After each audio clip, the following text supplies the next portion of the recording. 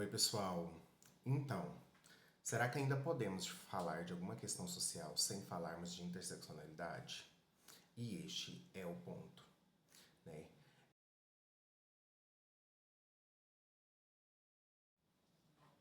né? É, no espectro de discussão social, né, principalmente agora em voga a questão da escala 6 por 1, a questão da interseccionalidade, né, ela enquanto teoria, ela enquanto uma prática que tenta entender a sociedade, ela fica muito mais evidente, né, muito mais aparente. E aí eu fiquei pensando nessa questão, né? Como nós que estudamos essas pautas e às vezes até trabalhamos com a interseccionalidade, como é que nós a enxergamos no espectro de ação na realidade, né? Não só como um instrumento de leitura social, mas um instrumento de aplicabilidade. Né? Vou falar pelo meu lado, né? Eu enquanto um professor de geografia, uma pessoa que também que trabalha na minha pesquisa, né? Sou um pesquisador que trabalha na minha pesquisa essa questão da interseccionalidade, mas sobretudo numa perspectiva mais que vai interseccionar mais a questão da raça com a sexualidade e identidade de gênero, né? Mas eu, enquanto professor, tenho a questão da sala de aula, né? E na sala de aula, a interseccionalidade, ela é, nossa, multidimensional, né?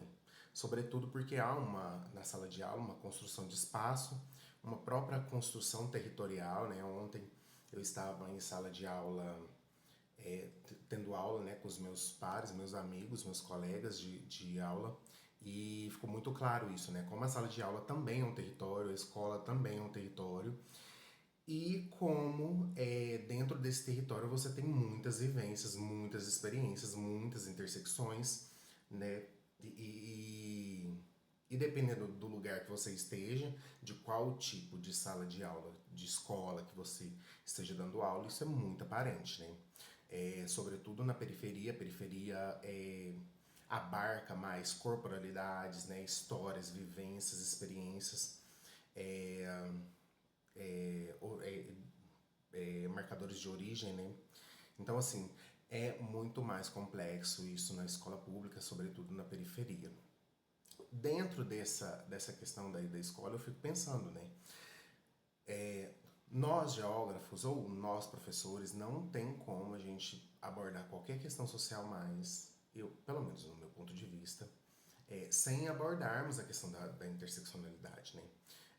Como a gente vai falar sobre a questão de uma construção de sociedade sem falar dos marcadores, dos corpos que criam, como a gente vai estabelecer alguma relação sobre o espectro do interurbano, né?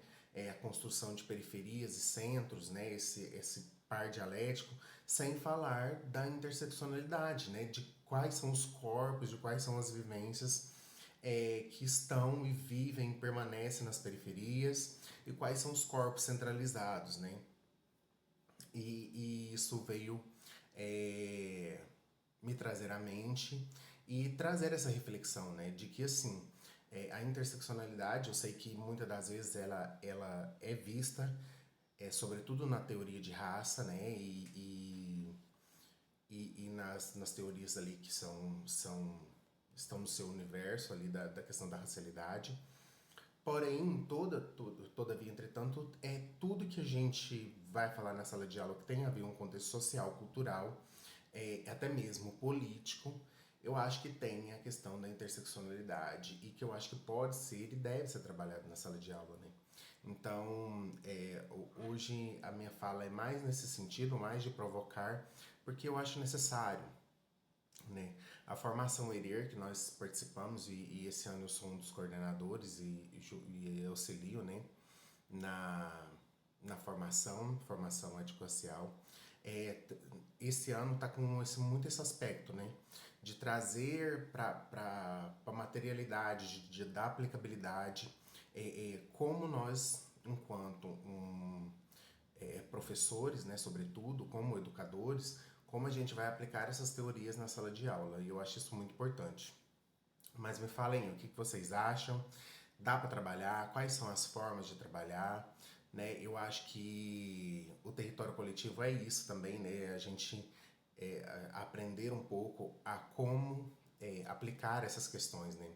Muitas das vezes a gente fica muito na teoria, mas é necessário que se aplique isso, e se aplique isso desde a formação básica até essas teorias, desde a formação básica até a formação continuada, né? Abraço!